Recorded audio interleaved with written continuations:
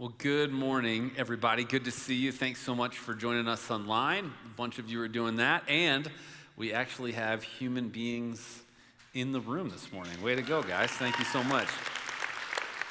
So glad that you're here. I was telling folks all weekend, this is the most nervous and excited I've ever been to speak to 100 people in my life. So thanks for being here. Last night, we actually had a couple that told me, hey, we started watching kind of during this time online. We've never been here physically to the building, but like this was our first time last night, and that was amazing. I was like, wow, we made you guys jump through a lot of hoops to come for your very first time here. Thanks for doing that. And I called them out in service last night, so I'm sure we'll never see them again, but it was cool. I'm glad they came one time. So hey, thanks so much for being here though, or joining us online. As I mentioned, we are beginning a new series this week called One Another. And I know that there's a lot of things right now that feel out of control. There are a lot of things that maybe feel like you wish you could do something about it, but you're kind of wondering what you can do. And over the next few weeks, we're going to talk about some very practical ways that we can show up for one another. And today we're going to talk about how we love one another, which is this giant umbrella that really informs everything else we do for one another. Specifically, those of us who would say, I'm a follower of Jesus. What does it look like for me to be in community with other people trying to do the same? But before we get started, I'm going to pray. And if you've never been here before, never heard me speak, I pray kneeling. And there's something unique that happens when we humble ourselves before God, that he will speak to us in a way that maybe we're more prepared to listen. He will give grace to us in maybe a way that we're ready to receive it. So before we begin, would you just pray with me? God, thank you. Thank you for the opportunity for some of us to be physically gathered in this space, God. I hope it's something that we do not soon forget, that we do not take this for granted again. Thank you for the chance to be able to sing together, whether we're here in the room or watching somewhere in a living room or on a phone or wherever we are, God, that we can be united in you. I pray that you would speak to us at our core level about what it means to both receive and give the love of God. We love you. We pray that you be with us now. It's in Jesus' name. Amen. Well, I asked you a question in the chat a few minutes ago, which is what was, or if you're still in school, what is the hardest subject in school for you? Some of you, this is like a long time ago, and some of you, this is very, very recent. I've heard some folks, even Anthony and Kendall talking about this. They were kind of debating math. Math was definitely my most difficult subject in school, but not the way you think. For me, it was the really, really easy stuff of math I would constantly go sideways on, and the really hard stuff I actually did really well in for some really bizarre reason. I couldn't tell you why. And I think lots of us, whether it's a specific subject in school or something bigger in life, we're trying to figure out, hey, what's the lesson I'm supposed to be learning in this time? Some of you answered your subjects. Rylan on the app said probably history was his most difficult subject. Luana on Church Online said college physics. Those would have been brutal for me. I went to a Bible college. We didn't have any of that stuff. Alexis on Facebook said math was the hardest for me. I get you, Alexis. And then on YouTube, Jason said calculus was the first class I didn't get immediately. Ended up dropping it a few weeks later for psychology. I'll just put it this way. This is the way I was academically as a kid. If I would have dropped every class that I didn't get immediately, I would have never taken any classes. So that's good for you, Jason. Fantastic. Glad it worked out. But I think all of us can relate to this fact of, hey, there was some stuff that was challenging, and in the middle of it, we're trying to figure out, what am I supposed to learn in the middle of this? What am I supposed to take away in the middle of this? And with school, that's one thing, but with everything that's going on kind of all around the world, I don't know about you, I'm ready for 2021 now. Like if there's just a way we can just hop on over to January, right? With everything that's going on, I think we're all kind of wondering, hey, God, what is the lesson you want us to learn in the middle of this? What is it that I'm supposed to be learning from you? And I hope that over the next few minutes, we're going to be reminded that from God, love is the lesson. As a matter of fact, it's always been the lesson. That sometimes where we get in trouble is we decide to make it more complicated. And just like for me in math, we're onto these really heavy, hard, intellectually rigorous things, and we've forgotten the very basics of what it is God did for us and what it is he asks us to do in response. We're actually going to see that where we begin is this heart that Jesus has for the way you and I would show up in the lives of one another. And it's this idea of calling card love. You know, you used to leave these cards behind that said who you were, that you would stop by. And Jesus said, the calling card for followers of Jesus, the way that people are going to really know who you are, the way you'll stand out in the world, is the way you show love, for one another. And so we're going to talk about that over the next few minutes. And if you were with us a few weeks ago, we took communion. Communion happened at the final meal that Jesus had with his friends before he would be betrayed, go hang on the cross for us, and die on our behalf. That's the meal that we were at, remembering where Jesus had taken the bread that they'd experienced their whole life, and he said, now remember it as my body broken for you. Taking the cup and said, this is now a reminder of my blood poured out for you. And we're in that same scene, we're in that same situation where Jesus has told all of his friends something so incredibly important. But before we get there, I want to ask you another social media question you can answer in any platform you're responding to, which is, outside of your family, who was the most loving person in your life growing up? Outside of your family, who was the most loving person in your life growing up?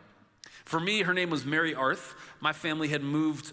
I grew up out in Ohio. We moved to New York, then back to Ohio. When we moved back to Ohio, I was there before my parents got there, so I could start school on time. And I made good friends with a guy named Ryan, and his mom, Mary, just became somebody that her home was like a second home, and just was incredibly kind, really, really sweet. And I was annoying. I'm not saying every high school boy is annoying, but like I was, you know?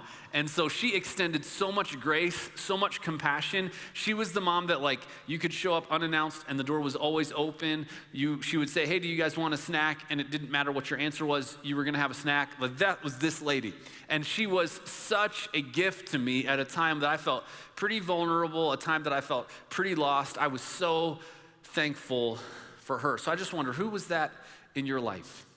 See, this spot that we drop into for Jesus, he wants to show his followers that even though things are going to go different than according to plan, that he wants them to understand what it truly means to follow him, what it truly means to love him, and when he's not there anymore, how people will recognize them.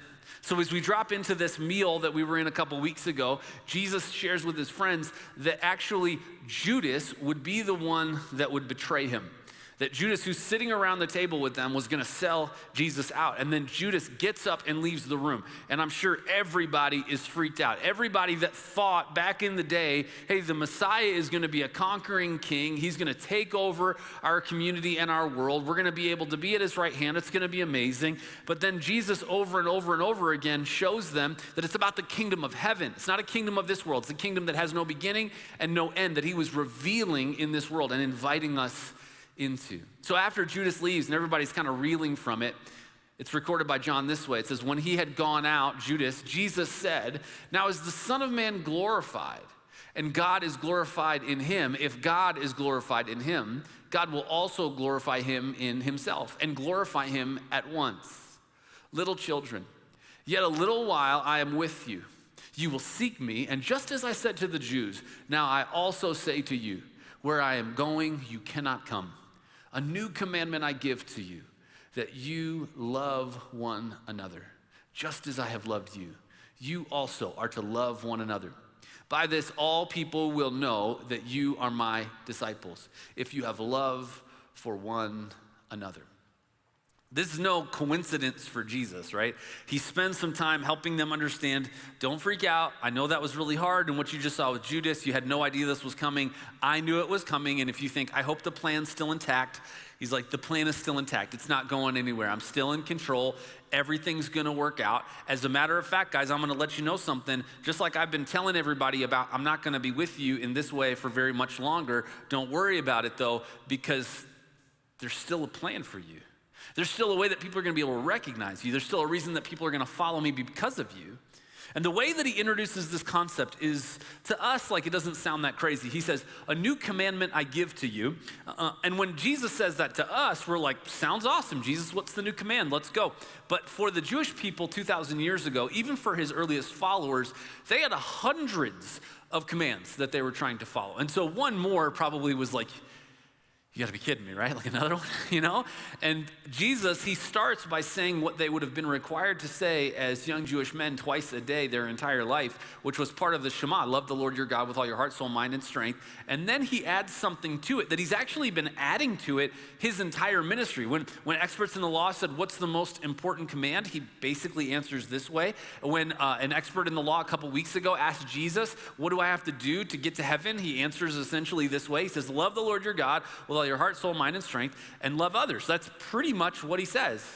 Now, what's different about this time is that Jesus says, I want you to love one another as I have loved you. Now, for them, I'm sure they thought, yeah, Jesus, you accepted us when everybody else rejected us. You let us in on your teaching. You let us see miracles, signs, and wonders like no one's ever seen before. Jesus, you're right. If you want us to love other people where we let them into our life, we're going to let them into our life, Jesus. That sounds so difficult, but I'm on board. But the problem is they didn't know what you and I know. Jesus wasn't just talking about the way that he had already loved them. He was talking about the demonstration of love he was about to show them, the greatest act of love that humanity has ever seen or received. He was talking about the fact that for you and me, he was going to lay down his life. He was going to die on our behalf. And so when we look at it, when we think about what this means from Jesus, it means the way that we love one another, the way that we love brothers and sisters who are trying to follow Jesus together is that we love self-sacrificially. We have to decide whether or not we are going to settle for the way that love shows up in our world today, cheap and temporary and disposable. See, the kind of love that Jesus is talking about, it's a decision. It's not an emotion. We didn't deserve the love that God gave us, but he's given it to us. And once we realize that, once we have that, we can't help but be compelled to give that to other people in our life who also don't deserve it. People who we are frustrated by, people who we are disappointed by. Because here's what I'll tell you, your faith will never grow above your love for others. And so if you've decided that your faith is really, really strong because you know a lot, but you don't love a lot, your faith is not very strong. As a matter of fact, John, who we're reading the account of this scene with Jesus in, John would later write more in the New Testament. In one of those books, he says this idea. I'm sure these words from Jesus are rattling around in his mind as he writes these words penned by the Holy Spirit. It says, hey, here's what I want to tell you. If you love God, if you say you love God, but you hate people, you're lying. Because you can't love God and experience his love back and not love people. And so that's hard, right? That's so difficult for us to take a step back and think, what does that mean for me? What does that mean for how I show up in the lives of other people? It's such an important question because when you and I think about what it means to follow Jesus, the calling card, the way that you and I show up, the way that a watching world sees that we're different is the way that we really care about one another. I asked you a question a few minutes ago. Who was the most loving person in your life growing up? A few of you have answered that online. Pete on Facebook said his best friend's mom, we called her Mama Landis. That's awesome. On YouTube, Megan said any of the 7th grade girls leaders. Look at that. That's so fun. Kendall Church Online, SLS on Church Online said Stella Pond. And Rylan on the app said either Johnny Kluver or Jacob Courtney. That's so fun. And what's so cool about it, right, is that some of those are just weeks ago or people that are still in your life. Some of them are people from decades ago. And you still have that memory, you still have that name. They radiate with you because when somebody's that invested in you, you can't help but remember it. For some of you, I have watched over the last few months, and while this time has been difficult for all of us, some of you have really thrived even in the difficult circumstances of where we find ourselves. And the difference has been we're a pretty big church, and it's easy if you let yourself to just kind of come in occasionally to a room like this, check the box that you're doing the right stuff and that you're good with God, but not really invest in community, not really be thinking about what we do for one another. It's really just a consumer experience for you to come and spectate. That's been very, very difficult over the last few months for you because you haven't had that same opportunity.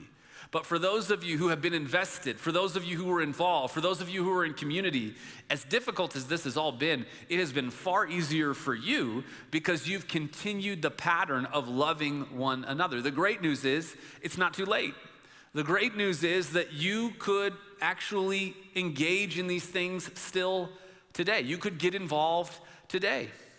As a matter of fact, many times when folks will say, here's the thing I want to be different about church, here's the thing I want to be different about my experience, totally great, I want the feedback, but I also think what we need to be able to take a step back and think about and look at in the mirror is to say, how is my loving one another going as a member of this community? If other people looked at the way that I loved one another, would they see that our life and that our connection to God is different, or would we look just like everybody else looks? This is just one more hobby, one more consumer thing. We could change our church in a very small amount of time if we were willing to lead with love with one another. For many of us, we're more concerned about winning an argument on social media than we are winning hearts through love. For many of us, we're more committed to making a point than making a difference, and we will have to choose one. You will have to choose whether or not you are willing to lean in and make a difference in someone else's life. And Jesus says, if you and I will do that, if we will do that in the lives of other brothers and sisters following Jesus together, a watching world will see it and respond. Because you know what? Love is the lesson. If you're wondering, what is the history I don't want to repeat? What is the thing I want to learn through this time? That another difficult thing is coming up. Hopefully not soon, but another difficult thing is coming up. And we are going to get to the other side of what we're facing right now. But if you don't learn that love is the lesson, you will be destined to repeat the same thing over and over. As a matter of fact, not only does Jesus say that the way we love one another like he loved us is so central to the watching world, but there's also this idea of law-fulfilling love that we need to know about. As a matter of fact, we're going to hear it from the Apostle Paul, this church planter and leader in the first century. He's going to show us how love is the central driver of what it means for you and me to find and follow Jesus in the world. Well, the religious authorities in the day of Jesus thought it was all about the rules that they followed. Jesus and the New Testament authors over and over communicated that the way that God sees you and me loving him is the way we love people. And it's not just the golden rule, right? It's not just how do I love people the way I want to be loved. Jesus says it's the platinum rule. You love people the way I loved you. Here's the question I'd love for you to answer in the chat over the next few minutes. What was the most important thing you accomplished this month? We're almost to the end of June. We're almost to July. If you think about June, what was something that you've accomplished? Maybe it was something around the house because you had a little bit more time. That's great. Maybe for you, it was something at work where you had to make a quick change. Maybe it was a school thing. Maybe it was something with somebody in your life, some hobby or skill. What was something that you think back and go, man, I really feel like this is going to make a difference? For me, when I think back to the last month, a couple weeks ago, we had a conversation about how, it's easy to divide Jesus and faith up between conviction and compassion, that actually Jesus actually holds both conviction and compassion. We don't get to choose one when we choose to follow Jesus. And then we had these 4 conversations that you don't normally hear all 4 of them in a row. But we had a conversation last week around the sanctity of life, around poverty globally and locally, around sexuality, and around race. And it was such a great week of conversations. And it wasn't really my voice, like it was me interviewing some really amazing leaders in those areas and just hearing their perspective. And then you guys joining in on the conversation online. And for me, I look back and I go, I hope those make a difference. I hope that we see over time that God uses those over the long haul. Now, where we're going to dive into, we actually were just a couple weeks ago in Romans 12. And I told you that, I'll tell you again, that Romans is a unique letter in the New Testament because Paul is writing about the gospel. What does it mean for you and me to come to know Jesus? And he talks about, through the first 11 chapters, the problem of the fact that we've fallen short, that we'll never get to God on our own. And it's only out of God's love that he sent his son to die in your and my place. And now we can have a new life in him. And then in chapter 12, a couple weeks ago, we talked about the fact that we can live differently. We can be living sacrifices. We can be transformed. And then just the next chapter in Romans 13, Paul says, owe no one anything except to love each other. For the one who loves another has fulfilled the law. For the commandments, you shall not commit adultery, you shall not murder, you shall not steal, you shall not covet, and any other commandments are summed up in this word: you shall love your neighbor as yourself. Love does no wrong to a neighbor. Therefore, love is the fulfilling of the law. Remember, Jesus just said it's not about the golden rule. You want to treat other people like you want to be treated. He says it's about this way bigger platinum rule. You love other people the way that I love you. And actually, when we see the early church in Acts 2, what we see is they had things in common. They would sell stuff to be able to provide for other people. They were in one another's life. They weren't compelled to, but the love of God compelled them to. And now here Jesus says, if you want to fulfill the entire law, the hundreds of rules you've been trying to follow your entire life, here's what it means to follow that. In following me, Paul says, here's what you have to do. You love your neighbor as you love yourself. And a couple weeks ago, we had an expert in law ask Jesus, who is my neighbor? And if you weren't with us, what he was really asking was, who doesn't have to be my neighbor?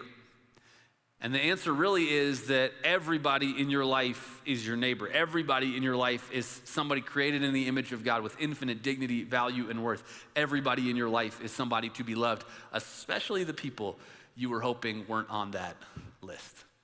And so when we take a step back and we look at what Paul's talking about, he's talking about a specific problem in the culture that he's in. See, there was this thing called social reciprocity where basically everybody was in this arrangement where they were trying to do things for other people so that that other person would owe them. And so you had this kind of social contract that you worked on over and over and over again, trying to have as many people as possible owe you, and you owe as few people as possible. But Paul wanted to change the way people related to one another. He wanted this idea that he was going to challenge us to respond to the love of God by loving all people without expectation of return, realizing that that's exactly the way God has loved us. That even people who don't like you, people who are nothing like you, people who don't follow God, that you could love them as you love yourself, that you love one another, other followers of Jesus, following the self-sacrificial model of Jesus, and you love your neighbor as yourself. That is so different and yet so incredibly important. Just a few minutes ago, I asked you this question. I said, what was the most important thing you accomplished this month? And some of you answered online. Ryan on YouTube said, helping my family with chores. I'm sure they appreciate that. Linder on Church Online said, our 25th wedding anniversary. Congratulations, that's amazing. Brittany on Facebook said, sticking to a cleaning rotation around the house. Fantastic. And on the app, Kennedy said, getting to compete in gymnastics, not thinking I was going to get to. That's fun. You know, when we think about our last month and we think about the challenges that we faced and we think about maybe the things that will endure, I think what we're going to see over and over again is that the thing that endures is love, right? That what Jesus wants you and me to be thinking about in our day-to-day life is how we love other people. As a matter of fact, when we look at followers of Jesus and how they've shown up over the course of history, I'm not asking you to throw caution to the wind, but here's what's happened. Every time there's been a problem, every time there's been a challenge, every time there's been a pandemic, every time there's been a plague, it's followers of Jesus running to the problem. It's followers of Jesus stepping up and engaging and helping a watching world. And so for us, it can be so easy in our time and in our moment to define love as emotion, to define love as I'll pray for you, to define love as something that keeps me safe, something that keeps me comfortable. But I think if you asked Jesus to spell love, he would spell it G-I-V-E. It's about giving in our life. And it's about how you and I choose to give our time, give our money, give our stuff, and maybe most importantly, give our heart. Get into the mess and the challenge of other people's life. And if you're willing to do that, I think that we can see this different. Again, we can learn this incredibly important lesson that love is the lesson. Love has always been the lesson. I have a question for you. What are you an expert in? I think during this time, maybe you've become an expert in other stuff. Maybe you're an expert in making your sprinklers work, right? Maybe you're an expert in a video game that you have had a whole bunch of time to work on. Maybe you're an expert in something that you've had to do at work, but that list is pretty easy to come up with, right? Friends, family, they'll come to you to solve a problem about a thing that you're an expert in. But what if we became experts at love? What if, as followers of Jesus, we decided the thing that we're going to get really, really good at isn't just knowing something, it's showing something. It's truly loving our neighbors well, and it's loving one another modeled by the fact that Jesus laid down his life for us. What if we did that? As a matter of fact, when you kind of think back to this, right, what we're going through right now, it's unthinkable. And if we keep asking God, what is it we're supposed to learn? What is it we're supposed to do? We're just not listening because love has always been the lesson. Loving one another is what made the spark of the early church unstoppable. We think today that we must surrender truth to love, but when we lead with love, the truth comes alive. It's not sacrificing conviction for compassion. It's both together. And so when we say around here that Jesus makes life better, we mean it. But where you really experience that better is when we love one another. When you make time for that family in your community group. When you make time for that friend. When you make time for that brother and sister in Jesus and you go, I know this is inconvenient. I know this is difficult. I know there's other stuff that I could do right now. But I'm going to choose. I know the value. I'm going to choose to sacrificially love one another. And a world that assumes that we hate everything and everybody can see that we love everyone. That just like God loved us in Jesus when we didn't deserve it, we can love the whole world, recognizing that they're created in the image of God, no matter what they ever think or believe, no matter whether or not they like us or not. We can love them because God does. We love because he first loved us, and that hasn't changed. And so over the next few minutes, we're going to sing some songs together.